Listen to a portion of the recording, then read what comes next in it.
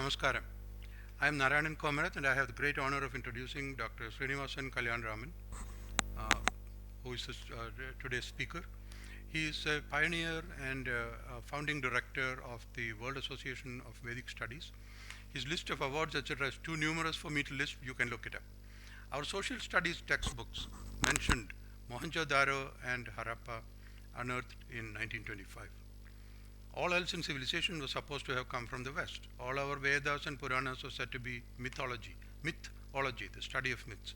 My mother taught me that at the Triveni Sangam in Prayagraj, Ganga, Yamuna and Sarasvati came together, Sarasvati being underground. This was also called, dismissed as myth. Much worse, we were not allowed access to the so-called Mainstream Archaeology and History archival journals about our own history, which were dominated by people from Harvard and Oxford and, sad to say, India's top universities.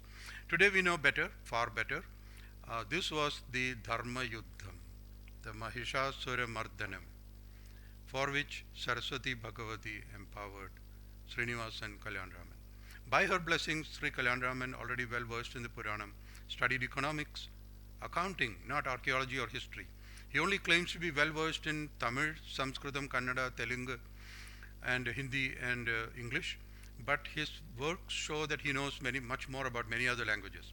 I learned from him that his excellent work for Indian Railways early was what led him to be sent for higher education with their blessings, culminating in a PhD in public administration under understanding people and societies. Again, Sarasvati Bhagavathi saw to it that he rose to the top of the Asian Development Bank, headquartered in Manila, the Philippines. At the Manila Museum, he saw there artifacts of Filipino civilization, which he realized were the same as those from the Indus civilization. Same over all over Asia. He helped projects in 29 Asian nations, of course, in the role of a chief accountant. So he knew that this is all common. And today it is known that even Australian natives have the same DNA as Bharatiyas. So after the Pokhran nuclear test in 1974, American spy satellites looking for signs above ground instead found the trace of the Saraswati River, exactly where expected from our Puranas. Experts drilled down into the groundwater and found from radioactive decay, I believe of tritium, that the water was thousands of years old. Not recent rain runoff or glacier melt or anything, thousands of years old. Over 10,000 years, Saraswati had woken again. Cut to 2025, 100 years after the Mohenjodaro discovery, 78 years after independence, at a school science fair in Thrissur, Kerala, I saw Indus Valley seals. These were 3D printed, made by 11th grade students. They were the first time I'd seen these. They were the size of a Parle Gluco biscuit. We all know what that is. So I asked, hey, what were these used for? You can't eat them or they would have disappeared as fast as a Parle Gluco, and they're not money, or they would have been stolen. So what good were these? They said, we don't know. The textbook doesn't say that. Our teachers didn't tell us that. But the young lady standing next to them with a completely different exhibit, nothing to do with them, was absolutely bursting with excitement. So I asked her what was going on. She said, those are accounting seals, trade accounting, to identify consignments and provide all kinds of information. They were for commerce. Dr. Kalyanaraman will be happy to know that there are excellent teachers and parents and most of all outstanding students who have seen his work. So there is hope for us. Kalyanaraman saw what everyone had seen, and he realized what no one else had realized. This is the true essence of research. Since 1974, with help from ISRO, Indian Space Research Organization, the riverbed has been mapped, thousands of sites have been located, some 12,000 artifacts are being catalogued. It was a trading center, the hinterland, extending far to the east and south. Manufacturing was not all done there, it was from very far away. And therefore civilization must have been much older, 10,000 years, 20,000 years. And there wasn't any paper or written language at that time. So looking for a magic cipher to break the Indus Script code, etc., like a Rosetta Stone giving the same thing in three different languages, this may not be so simple. These people were sophisticated. Okay, they didn't wear a suit, coat, suit, boot, whatever. They wore sensible clothes for the Indian Ocean region climate. But they were sophisticated. How did they communicate? Dr. Kalyanaraman wrote long ago that the code is ourselves. Don't look around. I mean, don't look anywhere else. Don't look at ourselves. It's in our DNA. It's all around us, in the sounds that we use to describe objects. We are seeing only their trade communications, remember. A continuity of trade from Japan to Europe through pictures representing sounds, unique identifiers. Let me try an example of what he calls the rebus technique, or rebus, or whatever, however you say it. Suppose I want to communicate that my trade is carpentry. You know, I'm a woodworker, carpenter. I might show a car, a pen, and a tree. People in my village who presumably, I mean, if they spoke English, and I did, they would know that means carpentry. Okay? If you go to a place where they call a car an automobile or an SUV, and they only use WhatsApp, so they have never seen a pencil or a pen, nor a tree, well, but that doesn't matter. It means carpentry in the language used by the originator. Think about that. How does one figure all this out? No magic. Just incredibly painstaking studies, experimentation, testing hypotheses, creating huge lexicons covering all languages, understanding traditions with empathy for our ancestors, the subjects. If there are any AI experts out there, please look at this. This is the classic problem for AI machine language to make a contribution. The book that he is introducing today is the latest in a long line. I have another one here. It's all pictures. It doesn't waste space on words. It takes concentration, persistence. That is what he's been studying since he retired from ADB in 1995 and started the Sarasvati Research Center promoting the Indian Ocean community and the National Water Grid for India in Chennai. This is what WAVES was set up to study, because the founders of WAVES, including mathematicians, business people, scholars in various disciplines, all realized that something truly world-changing, history-changing had happened.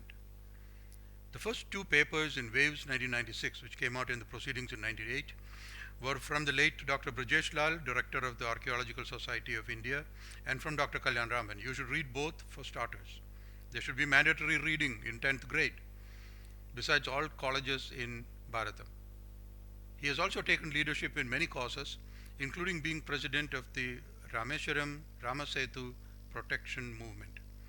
He has served as an inspiring supporter and leader for many, many people, including myself, and he has made the difference, the crucial difference in many urgent campaigns, many of which we cannot talk about, like Operation Sindoor. We don't want to give away all our secrets. But as a member of what is called the Vanara Sena, let me welcome you on behalf of all of us. Dr. Kalyanaraman, he's here, and he will speak in person after the presentation. The presentation is pre-recorded to ensure quality against connectivity glitches, so it becomes archival. But we know how long it takes, so we will ask him to speak a bit more at the end. Thank you, and Vande Mataram.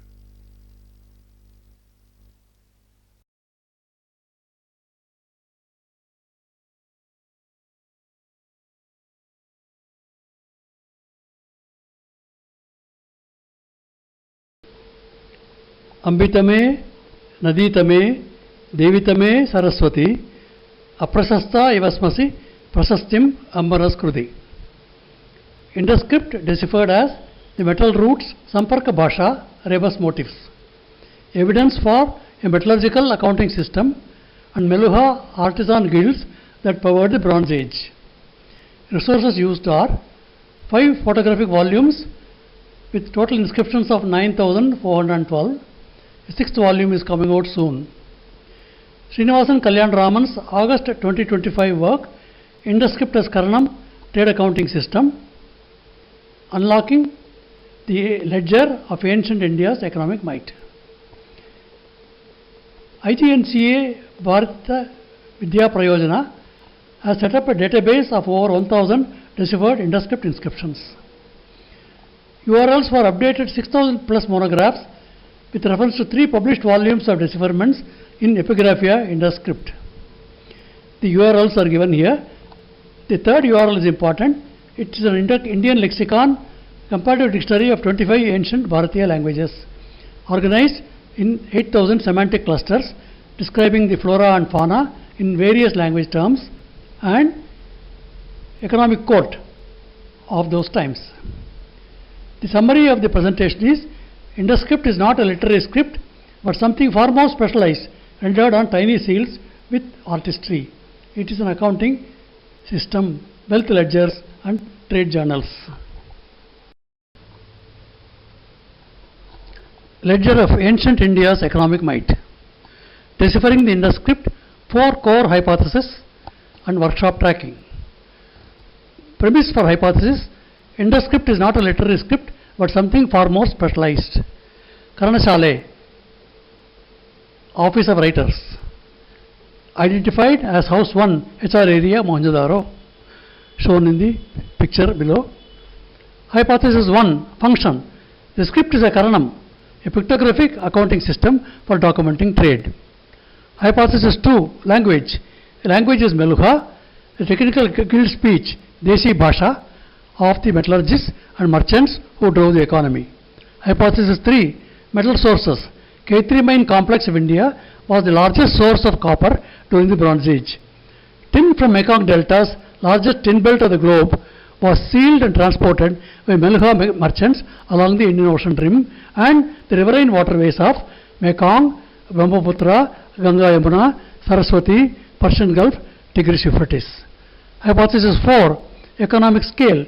India as Bronze Age superpower in maritime trade.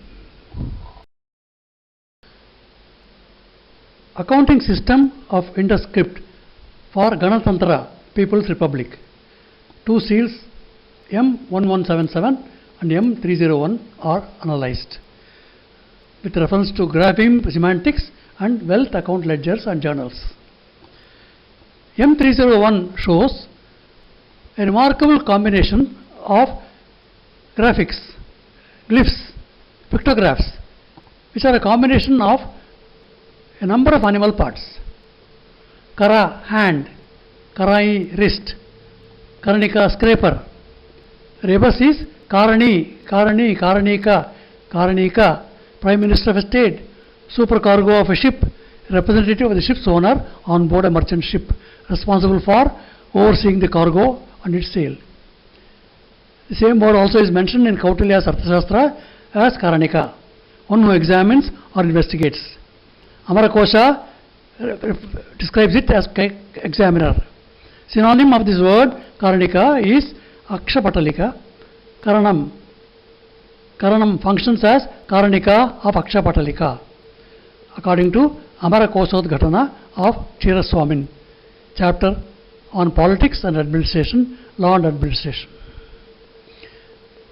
Akshara Pataladhikrita is the superintendent of records and accounts. The 2 script signs are sign 342 and sign 48 on M301. Sign 342 reads Karanaka, rim of jar, handle. Rebus reading is Karana, account. Sign 48 is Kana, Kana, the spine or backbone. Rebus reading is Kana or Kana, wealth, goods and possessions. Then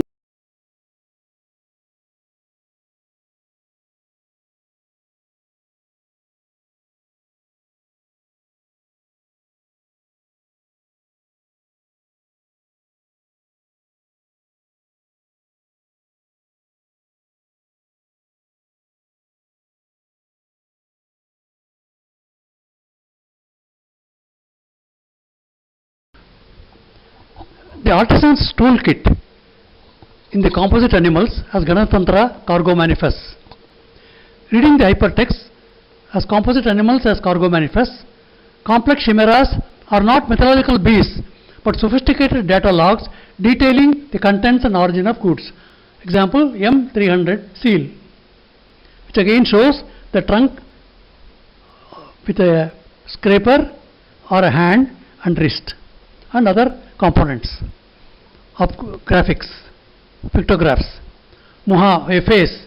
Rebus, muha, quantity of iron produced at one time in a native smelting furnace. Pola, zebu, the horns. Rebus, Pola, iron ore, magnetite ore. Iba, elephant, the trunk of an elephant. Rebus, Ib, iron, Ibo, merchant. Dhatu, scarf. Rebus, Dhatu, ore. Pani, a snake, a cobra. Pada, a snake hood. Pada is a metals manufactory.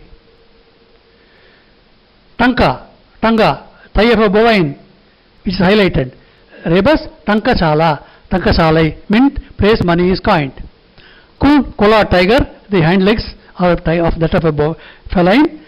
Rebus, Kol, working in iron, Kolhe smelter, thus iron smelter. The body is that of a bull, Dhangara bull, Dhangar, Rebus, blacksmith, Thakur, blacksmith, Maithili.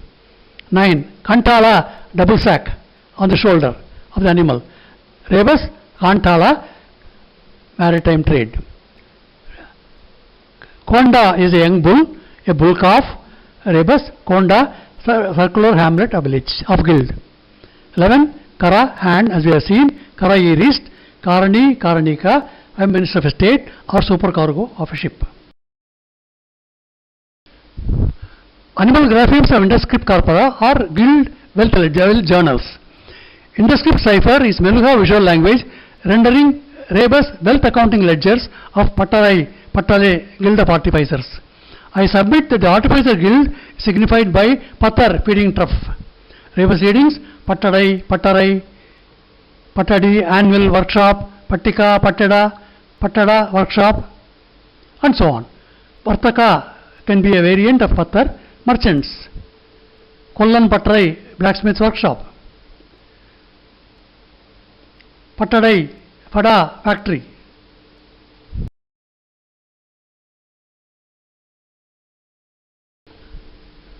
Components of the famous Pasupasi seal M304 are presented. They signify merchant, iron smelter, wheelwright, smithy, metalware, cargo, copper, pure gold, metal castings, gem settings in fine gold. All of them red rebus in Meluha. For example, the elephant. Kariba is the trunk of an elephant. Karba is iron. Iba is elephant. Ib is iron. Ibbo is merchant. Rhinoceros, Kanda. Rebus, Kanda, implements.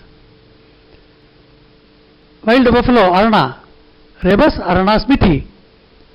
Leaping tiger, Kola tiger, Kol working in iron. Kundo, Kol, tiger jumping, leap jump. Kudi, Rebus, Kuti, iron smelter. Sign 1, med body, med iron, med copper in Slavic languages. Karanaka, spread legs. Karani, supercargo, merchant responsible for the cargo entrusted to him for shipment. Meadow is a merchant, Gujarati. Another reading of this sign 1 is Kati, body stature. Rebus reading is Kati, merchant, member of a caste of wheelwrights. On the platform, has some pictorials. The hayrick or haystack and 2 antelopes or goats. Kuntam is a haystack or Airi is also a hayrick. The rebus readings are Airam iron ore, Kundana pure gold, Kundanam fine gold sitting in a precious stone. Then 2 of them represent Dula 2, Dul metal casting. Let us look at the graphemes of the test script.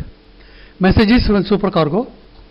Inscription M304 Mohenjodaro is a comprehensive metalwork catalogue of mint documenting, showing the responsibility assigned to different functionaries. Sign 1 on line 2 is mend body, rebus mend iron.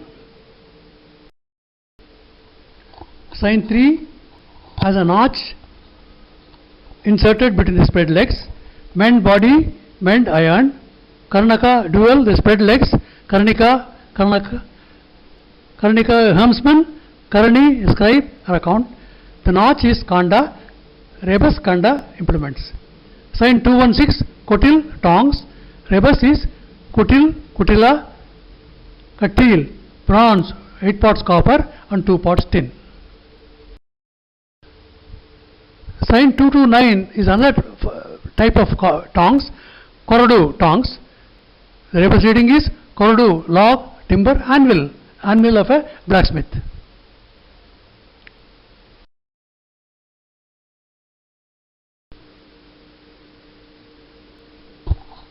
In a remarkable parallel, a Neo-Assyrian agate cylinder seal of 8th to 7th century before Common Era shows a comparable narrative with a three-faced person seated and with a spoked wheel on his chest, signifying sun's rays.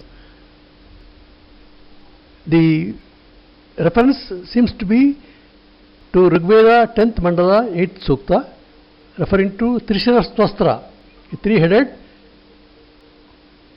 Vishwakarma, associated with the legend of the sun's disk.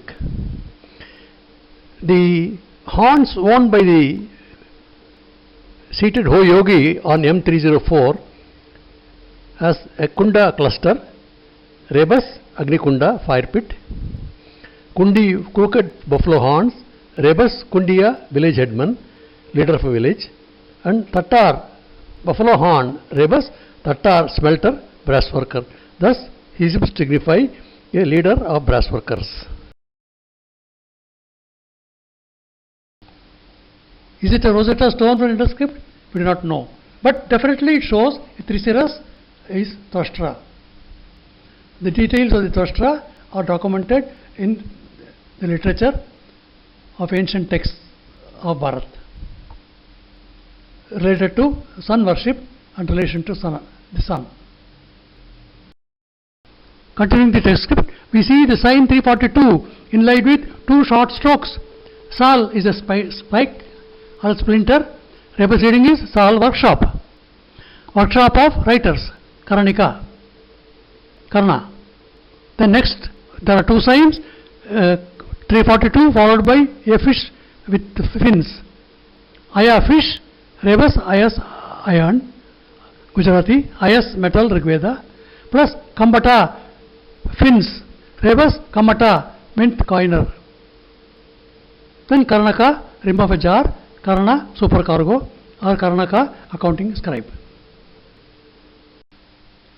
How was the decipherment done on the Twashtra seal? Symbols are used as phonetic puzzles pointing to a shared vocabulary of ancient Indian craft and industry. For example, H176 shows a tiger and other graphemes which are read related to metal casting and accounting. Bata, rimless pot, Bata iron, Bata furnace. A hair, Kara hair, rebus car blacksmith.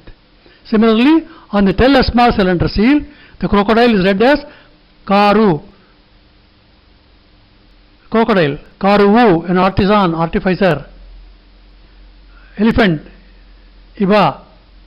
Rebus, Ibo, merchant. Kanda, rhinoceros. Kanda, equipment. The formation of sign 184 pictograph is explained based on 26 inscriptions which signify Karakola, miscellaneous iron articles, wild onager or wild ass is ligated with a small tail with three prongs. Each is a graphic component which has got to be read as Kara is wild ass, Kara Kola, Koli is a tail, Karakoli, miscellaneous iron articles. So this is how the syntactical reading is achieved by pictographic presentation of sign 184. Now we can see the application of the rebus principle, which is a pictograph of an object used to represent sound of the word for that object. Sound in turn stands for a different word, a homophone related to metallurgy or trade. Here is the rim list. Sign 342, rim of a jar, KARANAM, accounting system. Goat, ram, Medakam, Med, rebus, Melaku, copper, Mlecha, copper, indicating copper guilds. Liquid measure, Ranku, Ranku, tin, Swastika, Sattva, zinc, and so on. M295 is an extraordinary composition, a shape of thought. 3 tigers are joined together. Such an interlocking of bodies is called chali in the Indian epigraphical glossary. Rebus reading is Shalika, village of artisans, or Sal, workshop. And there are also text signs which can also be explained in detail with reference to the text script of Kanach corner, Kanchu bell metal, Sal splinter, Sal workshop. Then Nimafachar Karana trade and account, med body, med iron, spread legs, Karnika, Kanahar, helmsman or fisherman.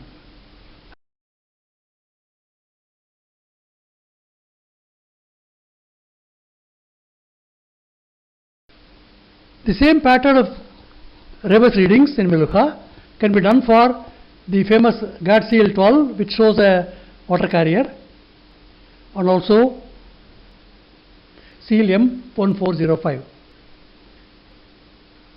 It's an international bill of lading of showing cast iron smelter goods, Gad Seal 12 from Ur. The sign is water carrier. Kuti is a water carrier. Kuti means a smelter.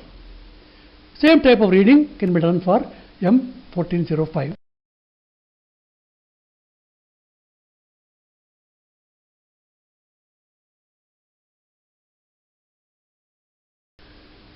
The 2 sides of the tablet M1405 are read as Smithy Forge Smelter Factory Products Trade Ledger.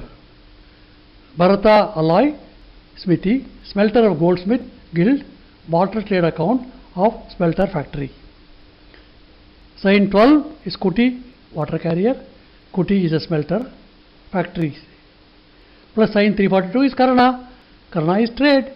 So factory trade, smelter trade.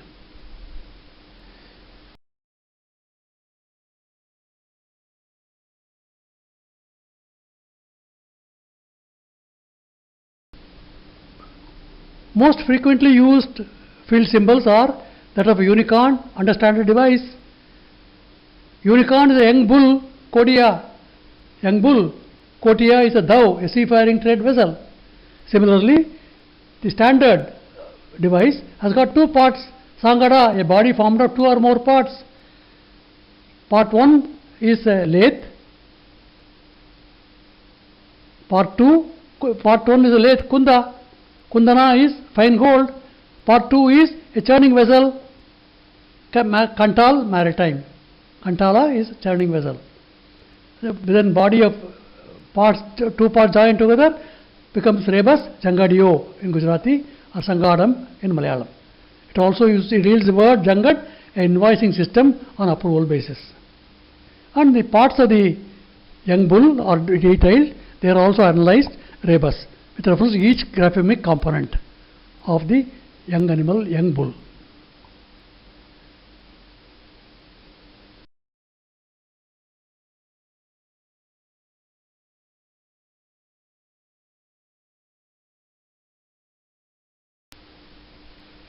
H182 inscription is remarkable. It has an incredible combination of both text script and pictorial representations. A drummer together with a tiger, and 5 swastikas alternating, and each handle of a swastika inlaid with a notch. Every one of these components can be read. For example, the drummer is Mandari. Mandari is a blast furnace. Tiger, as we have seen, is Kul. Kula, headman of a guild. Each of the signs can also be read.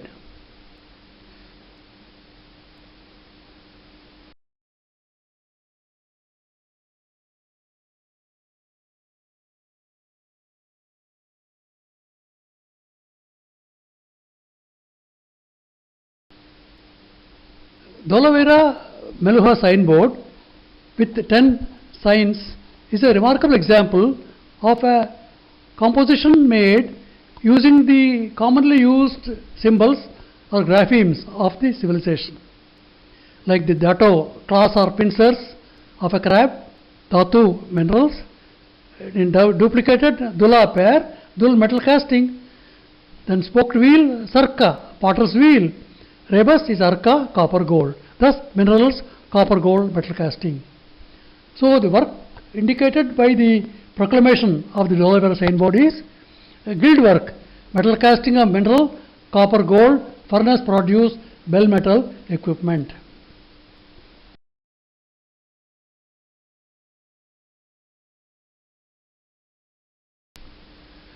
A possible Rosetta Stone of Bronze Age trade are the Haifa ingots, tin ingots that are found in a shipwreck at Haifa in Israel. The human face is shown on the Indus Script chimeras or composite animals. Similar face is shown on a tin ingot together with two other signs. Muha face, Muha furnace produce. What furnace produce? Ranku, liquid measure. Ranku, tin. Dhatu, cross is X. Dhatu, mineral. Tin, mineral, furnace produce.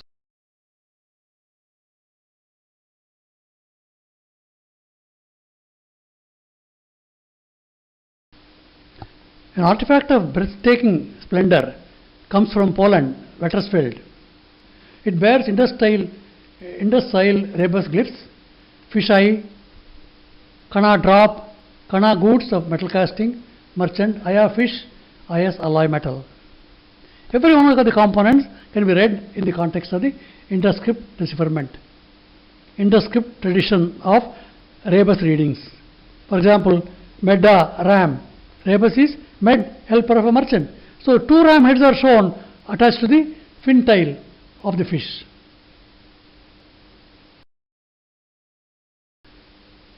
Detailed graphemes of the Petersfield electrum plate can be read further. For the fish eye, or the panther catching a boar, or lion catching a tiger, or tail fin of two rams, or scales of fish. Isa, scales of fish, rebus, ayasa, made of metal.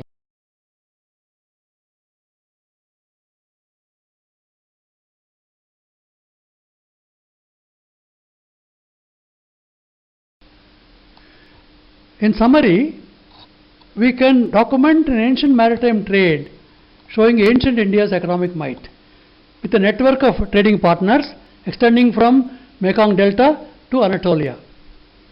Angus Madison for OECD prepared a chart which showed that India accounted for 33% of world GDP in one common era.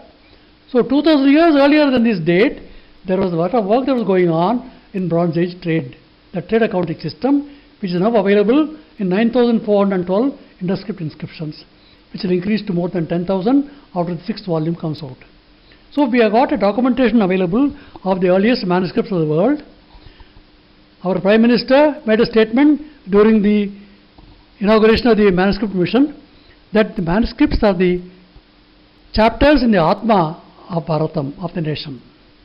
So we now have the Mahatma of Bharatam in 9,412 inscriptions of the Indus Script, which have been analyzed as metalwork, wealth ledgers and trade journals, creating the wealth of the nation. Namaste, as shown on this toy from Harappa. Dhanyavad.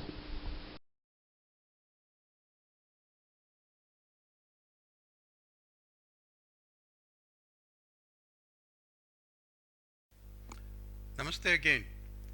Where I was brought up, so to speak, session chairs were meant to arrange the chairs and pick up the coffee cups after the seminar. But I'm told that in India, the Adhyaksh has to open the eyes of the audience. If I try to explain to you what Dr. Srinivasan Kalyanaraman just explained, there will be people like me, nasty people in the audience who say, this fellow has not understood anything. And they will be quite right. I have read his papers and some of his books cover to cover. I have listened to his presentations. They make sense. For the first time, history makes sense, useful sense to me. But can I do this? If someone gives me an inscription and say, hey, decode this, now you've heard everything that Dr. Kalyanaraman has taught you. No, I'm sorry, it will take years to learn how people from a civilization 10,000 to 20,000 years ago thought. What was their context? And we have only seen their trade communications. We must guess at all the rest of the context. What were their lives like? From what is passed down, either through looking at those artifacts or through our Puranam. You remember that what is dismissed as mythology, that's where the knowledge is. One implication of the rebus style is that manufacturers intended their product to sell locally. Is this right? I don't know. Here, Kalyanaraman did not say this. I'm just saying, let's please think about this. Their logo was clearly understood by those who lived nearby. So they were not export focused. They really didn't care what the tariff rates were in other countries. But try imagining the size and wealth and sophistication of that society. We are only beginning to scratch the surface. So I'm requesting anyone out there to help take this process forward. It is our best hope. It is pan-disciplinary. That is why you see a senior executive, retired executive of the Asian Development Bank using linguistics and technology and his vast knowledge of the Puranam. And he's using all that, and it's just his understanding of people and societies as a key to open our distant past. So every discipline is part of this as we try to bring Bharatiya Samskara, our knowledge systems, our technology alive again. Again, thanks to Dr. Srinivasan Kalyanaraman for his usual and expected, brilliant and inspiring presentation. Vande Mataram, Saraswati Namastubhyam, Jai Hind.